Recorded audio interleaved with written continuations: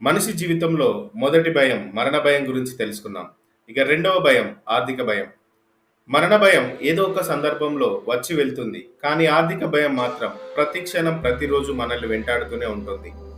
ఈ ఆర్థిక భయాన్ని మనం వీడాలి అంటే మనం పొందుకోవాల్సింది ఆర్థిక స్వతంత్రం. ఈ ఆర్థిక స్వతంత్రం పొందుకోవాలి అంటే ఈ ఆర్థిక స్వతంత్రం వేటలో మనం ఎక్కడున్నామో తెలుసుకోవాలి. Rich dad poor dad book రాసినటువంటి రాబర్ట్ కియోసకి ఈఎస్బిఐ అనే 4 కేటగిరీలను విభజించడం జరిగింది.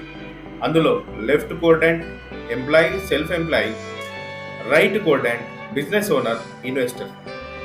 ఇక్కడ గమ్మత్తైన విషయం ఏంటంటే ఎంప్లాయ్మెంట్ సెల్ఫ్ ఎంప్లాయ్మెంట్ దగ్గర దాదాపుగా 80% పీపుల్ ఆగిపోయారు. వీరంతా కూడా డబ్బు సంపాదించే విషయంలో ఉద్యోగము లేదా ఏదైనా చిరు వ్యాపారం చేయడంలో ఇష్టం చూపిస్తున్నారు.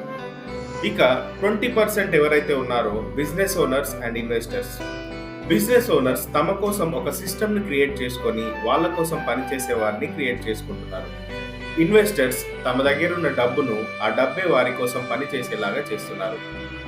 ఇక్కడ మరొక విషయం చెప్పనా, 20% ఆఫ్ ద పీపుల్ ఎవరైతే బిజినెస్ ఓనర్ ఇన్వెస్టర్స్ ఉన్నారో ఈ ప్రపంచం మొత్తంలో 80% మనీని క్రియేట్ చేస్తున్నారు.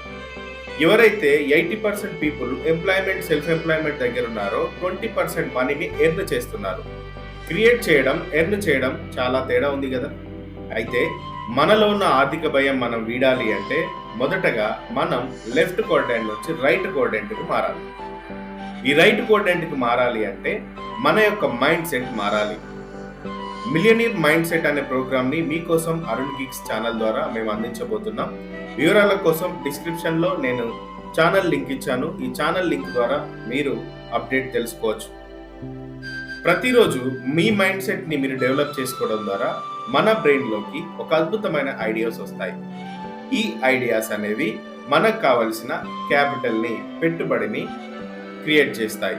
ఈ 21st సెంచరీలో పెట్టుబడి అనేది చాలా ఇంపార్టెంటే, కానీ ఈ పెట్టుబడిని రీప్లేస్ చేసేటువంటి ఐడియా నీ దగ్గర ఉంటే ఆటోమేటిక్గా ఇన్వెస్ట్మెంట్ అనేది నీకు వస్తుంది. ఉదాహరణకి మనం ప్రజెంట్ సిచ్యువేషన్లో చూస్తున్నటువంటి అనేక యాప్స్ అన్నీ కూడా ఒక ఐడియా నుండి క్రియేట్ చేయబడ్డవే. ఆ ఐడియా నుండి క్రియేట్ చేయబడిన యాప్స్ ఈరోజు లక్షల కోట్ల వ్యాపారం చేస్తున్నాయి. వారంతా కూడా రైట్ కోర్డెంట్లో ఉన్నారు. సో నీ దగ్గర ఖచ్చితంగా ఏదో ఒక ఐడియా ఉంటుంది. ఈ ఐడియాని ఇంప్లిమెంట్ చేయాలి అంటే, నీలో ఉన్న ఐడియాని నీవు గుర్తించాలి అంటే మొదటగా నీ ఆలోచనలని నీవు కంట్రోల్ చేయగలగాలి.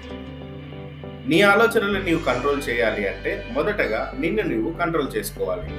అలాంటి కంట్రోలింగ్ పవర్ని నీవు పొందుకోవాలి అనుకుంటే మెడిటేషన్ అనేది